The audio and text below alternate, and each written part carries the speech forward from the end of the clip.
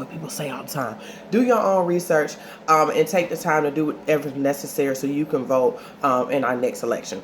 So on top of that, guys, I want to talk. What does my doctor say? Did I hear what my doctor just said? Like, we hear a lot of things from our medical field. We hear a lot of, no, baby. We hear a lot from our OBGYNs. We hear a lot from our nurses. We hear a lot from our medical assistants, all of those things. So today I'm going to talk about, what did I just hear my doctor say?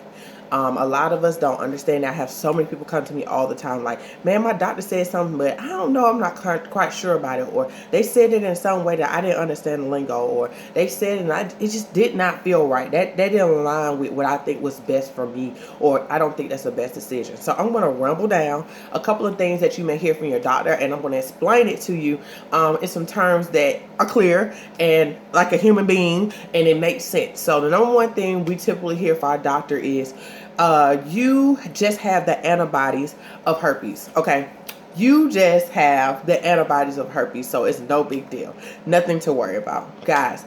Herpes antibodies is the virus. Okay, it's no other way that you can look for herpes. Like, when you get a test, our blood test, our PCR test, these tests are looking for antibodies. So that's the only way that they can tell if you had the virus or not. As we know, the numbers have to be over a certain range. So if you are under a 1 point, I think it's 1.1. Don't quote me, but I believe it's 1.1. I'm pretty good at what I say. But 1.1, you are negative under it. Okay. If I think it's a 1.1, guys. I'm confident it's a 1.1. If I'm not, please correct me, but I'm very close to my number. But if you're below that, you're negative. If you're above that, then you're positive. How are they going to figure that out? Antibodies. So with that being said, guys, don't let your doctor fool you with terminology pertaining to, oh, you just got antibodies of herpes, no big deal. My whole thing, they're saying you have herpes, no big deal. My whole thing is, that is how they find out if you're positive or find out if you're negative. So I know you hear that all the time, like, oh, they say I have the antibodies. What did that mean? That mean you have the virus. And that's the only way they can test for it, is for antibodies. So I want to kill that right now, because so many people get so confused about, okay, am I positive or negative? Or they'll read their test and they say your antibodies is a blah, blah, blah, and this and that, it's a blah, blah, blah. Antibodies is the virus. Okay, guys, that's the only way that you can read you can get your test results is through the antibodies. So don't let them confuse you with terminology pertaining to herpes, because they would just say, oh, your antibodies, you're fine. You just had the antibodies. That don't mean you have the virus. That's not true. Okay, if you go in and you get a test and they said, well, when you got tested, it just said the antibodies, they said your antibodies are high, but you never have an outbreak, no big deal. You don't have to worry about it either. So my whole thing they're telling you is that you had the virus, but you don't have an outbreak, so you don't have to worry about it.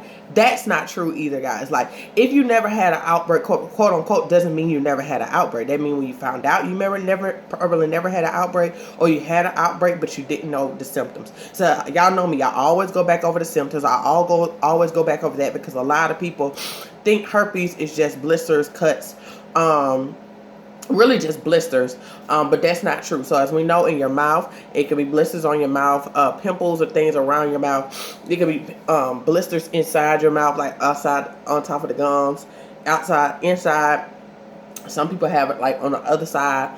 Many people mess around and say that they think canker sores are herpes. Guys, canker sores are not herpes. Okay, they look very close to it, but it's not. So if you have any, and this for anybody who just getting on this video, if you see any white bumps, it got like a little circle around it and it's white, and also look at stuff that you see on Google and stuff. It looks different. It doesn't look the same at all. But I always tell people, always go get it checked. My whole thing, if it's your first time getting a cold sore or a fever blister or anything in your mouth, go get it checked. It could be anything. Like, your mouth is so sensitive, so I don't want you to assume like, oh my God, I just have that. Or it could be an ulcer or things like that, and it can be very, very, very, very, oh my God, painful. Especially ulcers are very painful. Most canker sores, it don't really hurt like that.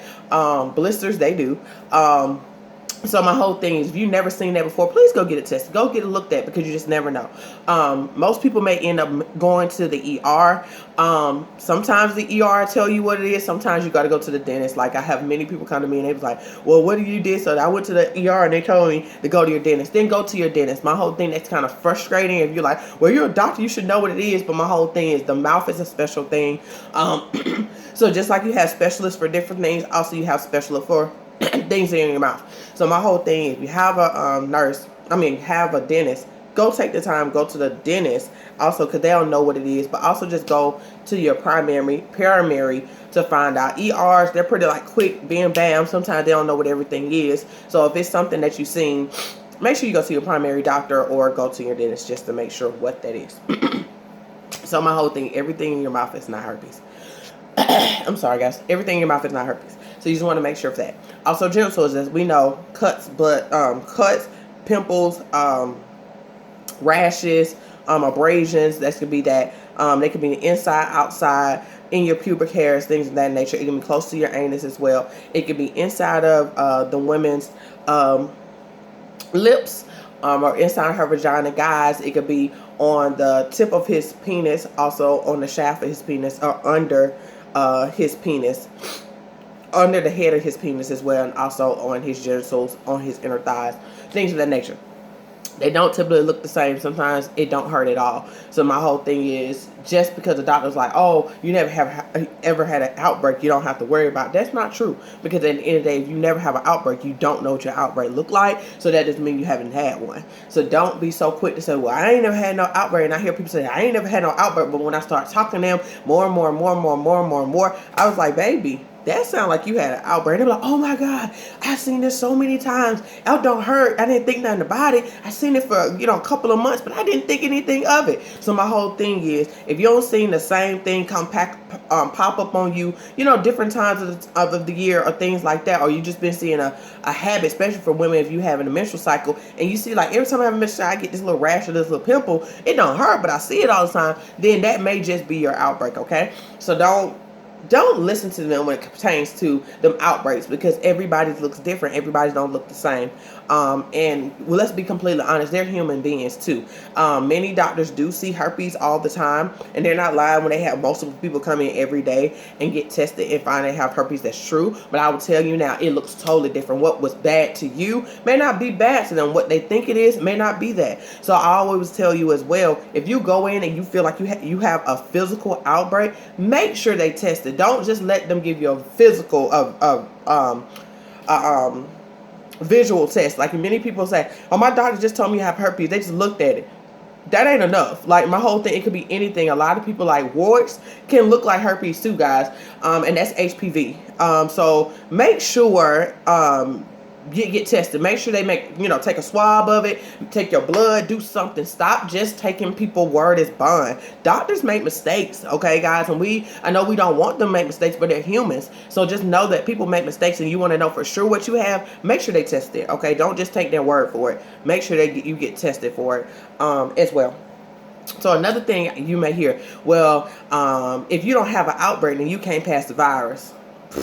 Guys, let me tell you, that's not true either. My whole thing is, let's really be honest. Most people don't have no clue when they're having an outbreak. Most people don't know what their outbreaks look like, and your doctor just told you, oh, if you're not having an outbreak, you good. That's not true, guys. Like, you do shed. The virus do shed. When it shed, they don't really tell us. They don't really go into a lot of research in that. Now, I can tell you only 2 times for sure that it's shed. And the first one is kind of like, how would I know that? But it's the truth. I'm going to tell you. So I did some research. Took me a minute to find this information, but I seen like 2 times for sure that I was like, okay, that makes a little sense, that you can shed, or got an idea when you're shedding.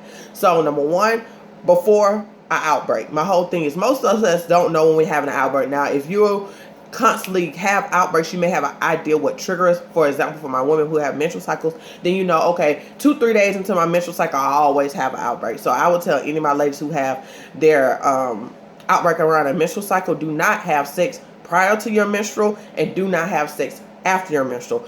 Number one. Number two, another time that you're shedding is after your outbreak. Okay, time after that. So most people want to always ask me, when is it safe to have sex after an outbreak? I always would say a week after.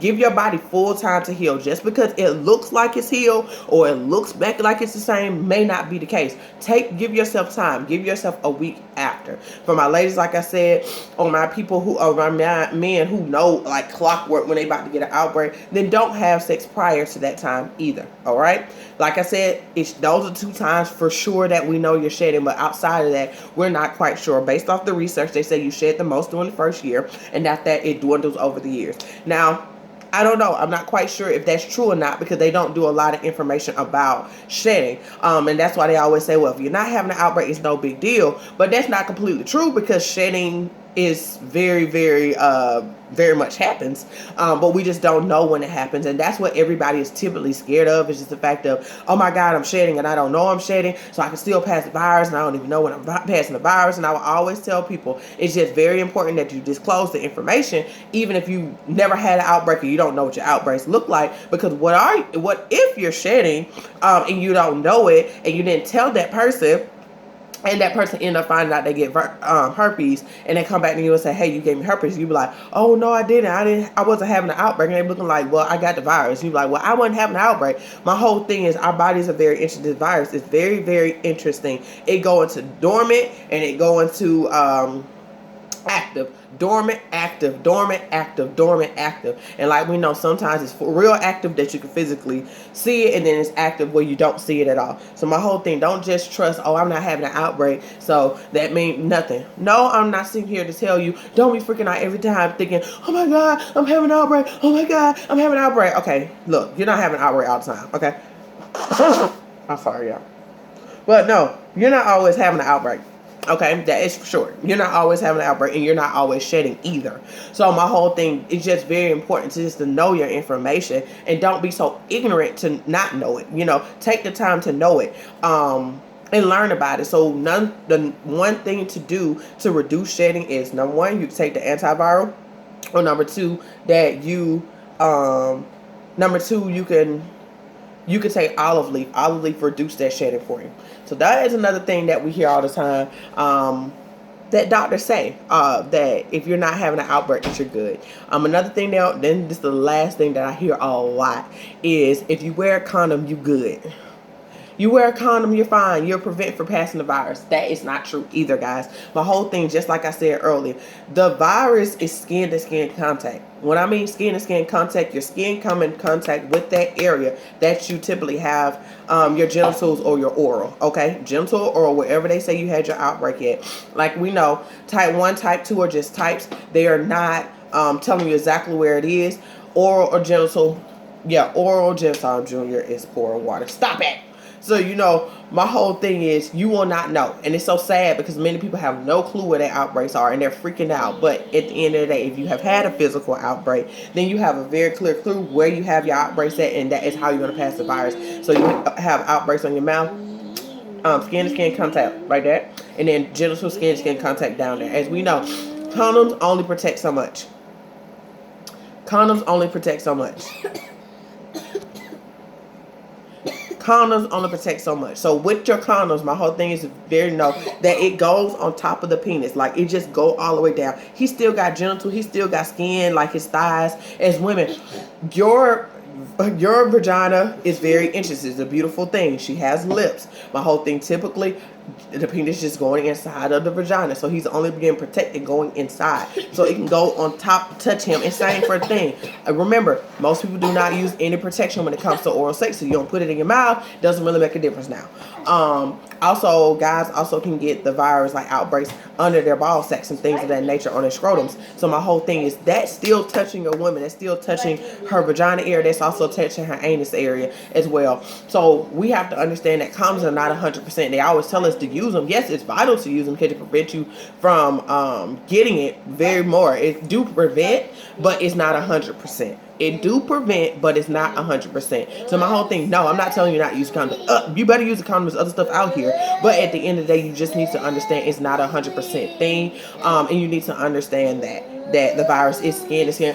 Sweetie, you need to understand that the virus is skin-to-skin contact. So I wanted to talk about those things. So number one, you just got to understand that antibodies is the virus. Number two, you have to understand an outbreak is not enough. Like, you can't stop it. When you have an outbreak, that is most active to pass the virus, but shedding, you can still pass the virus with shedding. And then number three, that condoms is help prevent, but it's not 100%. So I hope those things help you guys, because a lot of people hear this stuff from their doctor and they're going out here and doing that thing. And my bonus question is disclosing. My doctor tell me I ain't got to tell everybody because I ain't got to say nothing, because I ain't having no outbursts. I ain't got to say nothing at all because it's no big deal. Live from the pit of hell. My whole thing, you better say something, because in many states people can sue you, especially if they can find in your record that you had it prior. No, it's not easy to say that you have it, but if they go in your record and this person did not have it prior to you through their records, but they have sex with you and see in your records that they had it prior to y'all sexual activity, then you could be sued for that. Okay, my whole thing, don't get caught up in that, guys. Y'all do not want to get sued for something that you could have prevented. If you're not ready to disclose, then don't have sex. It's just that simple. If you're not ready to disclose, don't have sex. And many of y'all are like, well, I never have sex in my life. Well, that's a choice that you're going to make if you choose not to disclose. But my whole thing, don't be out here having sex with people and not disclosing. I made that mistake. Don't do it. Okay, I was young, dumb, and I was being selfish. Don't be selfish. Don't put other people in their risk that you could prevent, or you could simply allow them to choose. You wish you knew it. You wish you knew, so you could just chose. Some people say, I'll still stay with that person and let me know. Let people know if they don't want to deal with you, they're not gonna deal with you. I'm gonna be honest. If it's not this, it'll be something else. So my whole thing, just be honest with yourself and have some values, have some morals to give a person a choice as much as you did not get your own. So I love you guys. I hope this helped in so many ways. But I'll be talking to you soon, guys. If you haven't voted yet, go vote. Talk to you soon. Bye.